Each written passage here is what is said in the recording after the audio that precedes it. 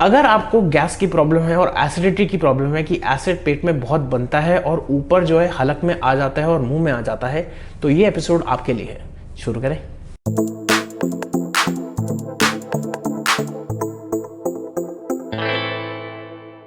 नमस्कार, मेरा नाम है डॉक्टर रुद्रमोहन और मैं हूं आपका जानकार दंतकार। ओरल हेल्थ चैनल के माध्यम से आज हम बात करेंगे एसिड रिफ्लक्स और एसिडिटी के बारे में।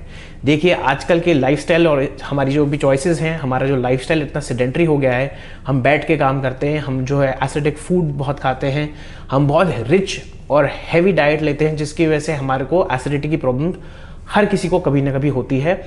और उसका एक वेरिएंट होता है जिसको हम बोलते हैं गैस्ट्रोइसोफेजियल रिफ्लक्स डिजीज, यानी कि एसिड रिफ्लक्स। एसिड रिफ्लक्स मतलब आपके पेट का जो है एसिड है वो ऊपर आ जाता है। इसको डायग्नोस जो है आपका गैस्ट्रोएंटरोलॉजिस्ट करता है। बट कुछ कुछ साइंस ऐसे होते हैं आपके मुंह में जिससे हम बता सकते हैं, यानी कि डेंटिस्ट बता सकते हैं कि हो सकता है आपको एसिडिटी की प्रॉब्लम हो। देखिए, पहले इसके रूट कॉज पे जाते हैं। ऑब्वियसली अगर आप एक्सरसाइज नहीं कर रहे हैं, आपका कोलेस्ट्रॉल बढ़ा हुआ है, आपका जो है डाइजेशन ठीक नहीं है और आप ऐसा फूड खाते हैं जिसकी वजह से एसिडिटी बहुत प्रोड्यूस होती है, तो आपको इस चीज़ का ध्यान ज़रूर रखना है कि हो सकता है आपको एसिड रिफ्लक्स भी हो रहा हो।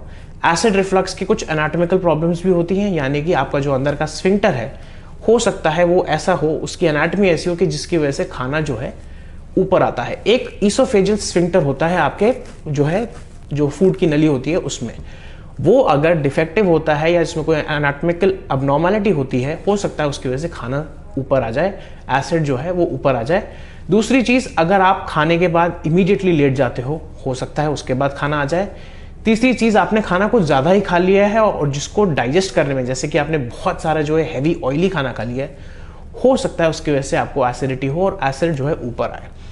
अब मैं आपको इसकी चीज़ बताता हूँ और इसके डेंजर्स बताता हूँ। पहली बात, first of all complaint wise आपको सबसे ज़्यादा प्रॉब्लम ये होगी कि जिसको हम बोलते हैं खट्टी डकार या मुंह का जो स्वाद खराब होना होता है वो तो है ही।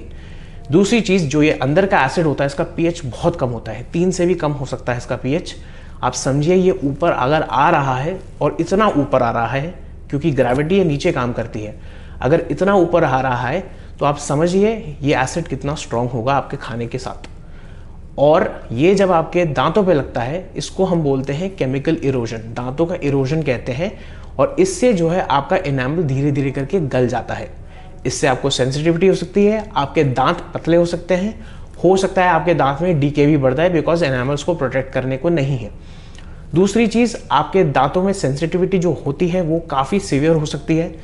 तो अगर आपको ऐसा लगता है कि आपके मुंह में एसिड आता है ऊपर, तो डेफिनेटली आपको जो है इस चीज़ का ध्यान रखना है कि अपने डेंटिस्ट को दिखवाइए और कोशिश करिए कि अपने दांतों को बचा लें।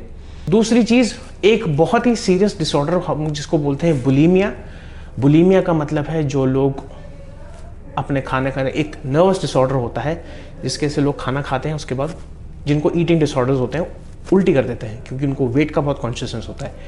ऐसे पेशेंट्स का भी वही सीन है कि आपने जो खाना खाया है वो ऊपर आएगा एसिड के साथ, एट द सेम टाइम आपको जो है दांत पे जो है एसिड लगेगा और दांत धीरे धीरे गलना शुरू हो जाएगा।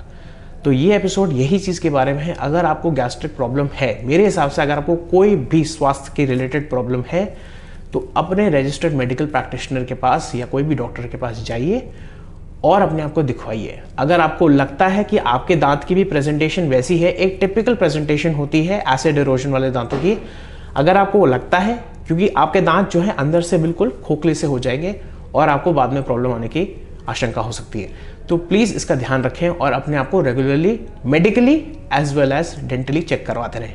तो आज के लिए इतना ही। लाइक, शेयर, सब्सक्राइब करिए और अपने कमेंट्स डालिए। जय हिंद।